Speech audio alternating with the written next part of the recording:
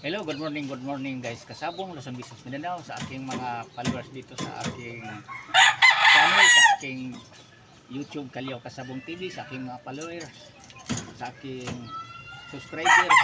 Nandito naman ako sa umaga na ito ngayon. Nandito ko sa isa ka parte ng lagay ng manok ko. Magpakita naman ko pruweba sa inyo sa pag-alaga ko sa pagpili sa aking manok na ginagamit sa labanan sa mga sabong kaktik na lamang sa panalo kaysa talo. Ito siya ang di old ko dating naputulag pa. Ito na siya. Yan na, i-content ko na to dati. Hindi ko to inaalis. Pinagtyagaan ko siyang bubuhayin. Kahit ganito na ang tukaan niya, hindi ko siya niwawala dito sa manukan ko. Kasi kukuhaan ko pa siya ng linyada. I-process ko pa ito. Kuhaan ko pa siya ng lahi. I-process ko pa siya. Kasi ito siya ang isa kalinyada na ang ama nito 3 times winner, tapos ang mga kapatid nagpanalo. Bago natalo, ang mga kasamahan ng ama nito nagdaan muna ng mga panalo, minsan tabla.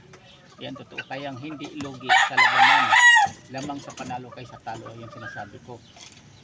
Tapos ang ipaparis ko nito din yung mga linyada din na dugo ko nga talisay Grace na linyada din na nagpanalo din. Kasi iyan ang ginagawa ko mismo.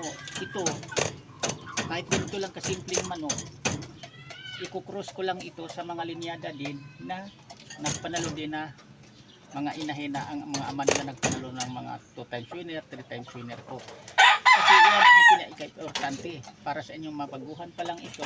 Pinaka-advise ko sa inyo, huwag kayo talagang magparis-paris, lalo na kung padamihin nyo na, magsimula pa lang kayo, dapat doon na kayo magsimula sa linyada na nagpanalo na. Kasi hindi na kayo mapalaki pa ang ginagastos nyo. Sa simula lang kayo mapalaki dahil bibilihin nyo ang materialis. Mahal ang materialis at sa ulang may kamahalan. Pati ang babaeng lalaki may kamahalan yan. Pero sandali lang yung mababawi yan, siyempre may kamahalan nga ang pagkuha nyo, pagbili nyo. Pero dugo naman na linyadang mananalo winning line sa kinukuhaan nyo, kung kakilala nyo ang binibilhan nyo.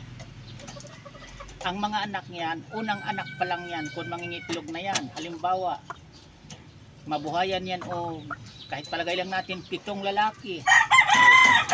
Sa 7 lalaki na yan, bawing-bawi na ang binibili nyo.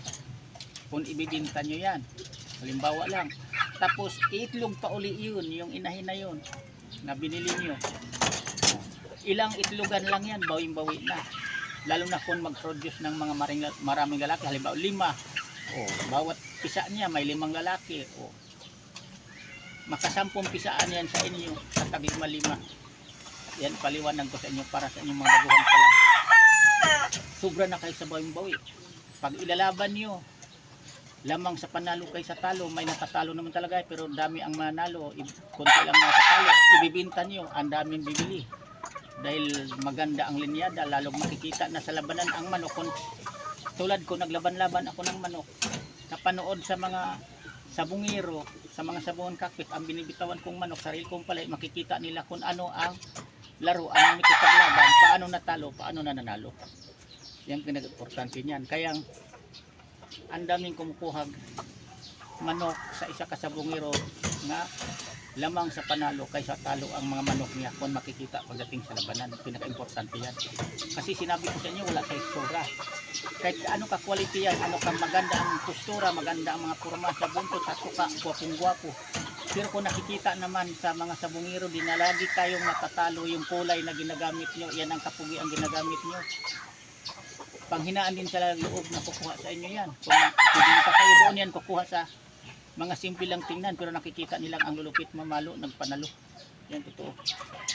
Kayang mga baguhan pa lang, huwag kayong masyadong maghabol sa kagwapuhan sa isa ka manok kung bibili man lang kayo. Alamin nyo muna ang isa kalinyada. Subaybayan nyo muna yung may-ari kung naglaban-laban ng manok, kung ano ang pormahan sa mga manok niya, anong kulay nagpanalo sa kanya, doon kayo kumukuha, doon kayo bumibili. Pagka for sigurado, kahit ipalahi nyo man yan, kahit di pa nananalo yan, ipalahin nyo. Kumulahing nagpanalo ang linyada yan, lalabas talaga ang mga ianak niya na lamang din sa panalo kaysa talo. Ganun talaga ang totoong pag-breed sa manok, kasi pagdaanan ko na dati yan. Kahit ano kapugi na manok na tingnan, ano kagaling, sinasabi ko sa inyo, nagpaalikabok ng palo, parang nag-Armalite.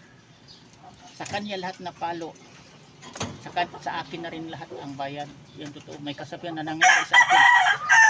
Sa akin manok, ginawang basahan lang ang kalaban, na daanan ko na yan. Binubugbog lang ang kalaban. Sa kagalingan ng manok ko na yan, grabing nanggigil, kumikiskis, ang habang kumikiskis.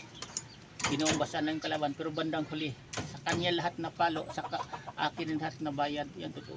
Pero may manok talaga nga, katulad itong linyada nito, hindi sa kagandahan, hindi sa kapulian, pero nag-uwi na lamang sa panalo kaysa talo. Yan totoo. Kahit katunayan yan, yung nilalaban ko nakaraan Sabado sa San Juan Cockpit, naunahan na, wasak-wasak na, pero nakaganti, panalo pa siya. Totoo kasabog, kasi di basta-basta ang labanan ngayon sa manok, kasi pagandahin na yun, papugi ay nasa pag-breed, pag-process, hindi na sa hitsura sa manok, pagwapuhay na sa pag-isip, paano pag-process, paano mag-breed na makamit natin ang lamang sa panalo kaysa talo. Yan lang, sana mayroon kayong mapulot o matutunang aking mga subscribers, aking mga viewers sa umaga na ito ngayon. Bukas naman uli, iba naman topic, ipapaliwanag ko sa inyo.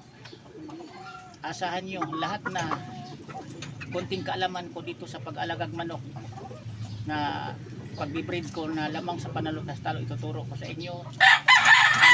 Ang nalalaman ko rin sa aking mga seminar, yan lang din ang ibabahagi ko sa inyo, ituturo ko rin sa inyo tungkol sa personal ko ng pag-alaga ng manok. Yan lang, bukas naman uli. Thank you.